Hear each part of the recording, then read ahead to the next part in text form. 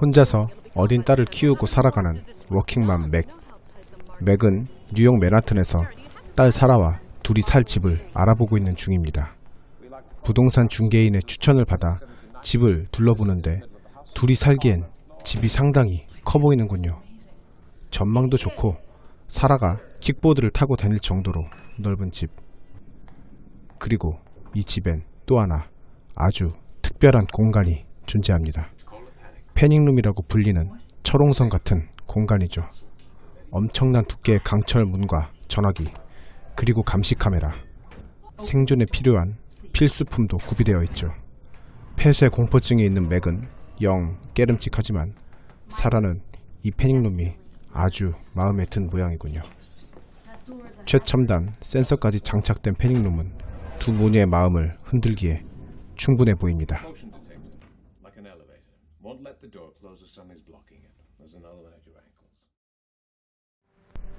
꼭 패닝룸 때문이 아니더라도 집이 마음에 든 맥은 바로 집을 계약하죠. 간단하게 식사 후 새 집에서 맞게 되는 첫날 밤. 정신없이 하루가 지나갔습니다. 새벽 1시가 넘어가는 꽤나 늦은 시간. 엄마 맥은 고단했는지 금세 골아 떨어지고 마는군요. 그런데 바로 그날 이 집을 찾아온 불청객들이 있습니다. 몰래 집에 침입한 도둑들은 이 집의 전주인인 재력가 할아버지가 숨겨놓은 유산을 차지하기 위해 찾아온 놈들이었습니다.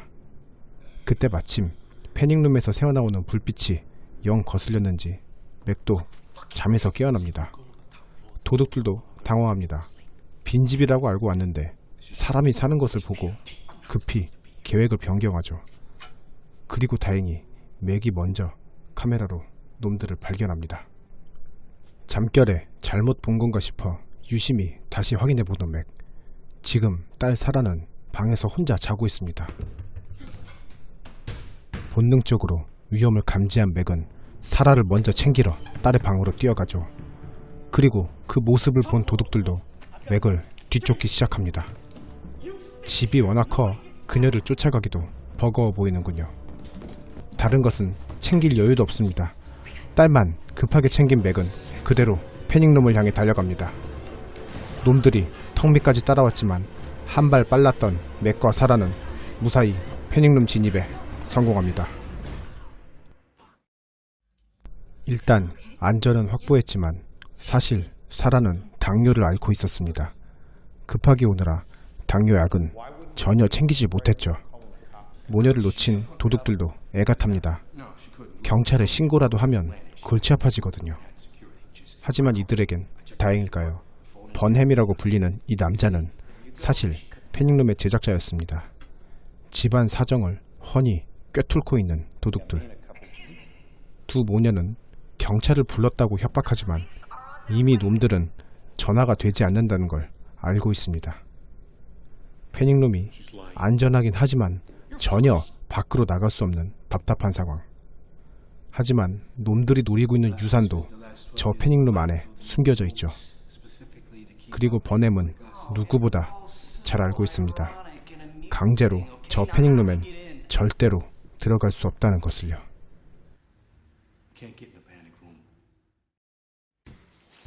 그렇다고 마냥 가만히 있진 않습니다. 얼간이 같은 두 놈은 천장을 뚫고 올라가 보려 하죠. 뚫어봐야 두꺼운 강철이 버티고 있을 텐데 말이죠. 그러다 번햄이 한 가지 묘책을 생각해냅니다.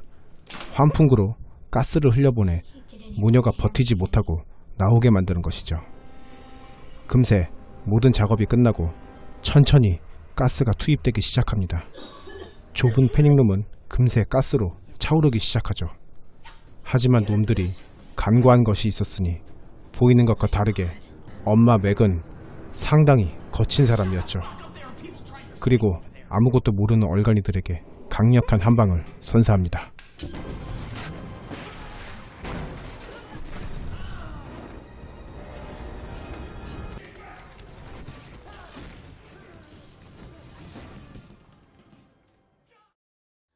한바탕 소란이 끝나고 침착한 딸 사라는 손전등을 이용해 이웃의 구조 요청을 보내보기로 합니다. 야심한 새벽, 계속해서 반짝이는 손전등 불빛에 건너편 이웃이 일어나죠. 하지만 안타깝게도 이웃 남자는 전혀 신호를 알아차리지 못합니다.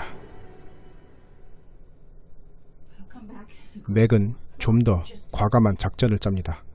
카메라로 놈들이 내려간 것을 확인한 후 놓고 온 핸드폰을 잽싸게 가져오기로 하죠. 자기들끼리 싸우느라 위에서 무슨 일이 벌어지는지 전혀 알지 못하는 얼간이들. 기회는 단 한 번뿐입니다. 아직도 놈들은 패닉룸의 문이 열린 걸 알지 못하고 있죠. 그때 맥의 실수로 그만 놈들이 낌새를 채고 맙니다. 얼마 되지 않는 놈들과의 거리. 겨우 핸드폰을 집은 맥은 미친듯이 패닉룸을 향해 뛰어갑니다. 도둑들에게도 다시 오지 않는 기회지만 다행히 맥이 좀 더 빨랐군요. 목숨 걸고 핸드폰을 가져왔지만 패닉룸 안에선 신호가 잡히질 않습니다. 그리고 그 사실을 알고 있는 버넴과 놈들은 여유롭기만 하죠. 절망적으로만 보이는 이때 맥은 벽 안으로 이어진 전화선을 발견합니다. 수상한 소리에 밖에서 지켜보던 놈들은 뽑히는 전화선을 눈앞에서 보고 말죠. 건물 구조에 빠삭한 버넴은 위기를 감지합니다. 전화선이 연결되는 순간 바로 경찰이 들이닥칠 겁니다. 연결된 전화선을 찾아 헤매는 버넴과 한 발 앞서 911과 연결된 패닉룸. 하지만 왜인지 신고를 제대로 받지 않습니다. 그 시각 버넴도 지하에 연결된 전화선을 찾고 맙니다. 급한 대로 자고 있는 전 남편에게 전화를 시도하는 맥. 빠르게 구조 요청을 하지만 놈들의 방해로 도중 전화가 끊어지고 맙니다. 시간이 흐를수록 두 모녀는 더욱 불리해집니다. 딸 사라의 혈당 수치가 점점 떨어지고 있기 때문이죠. 한편 자기들끼리 싸우던 얼간이들은 결국 지들끼리 살인을 저지르고 말죠.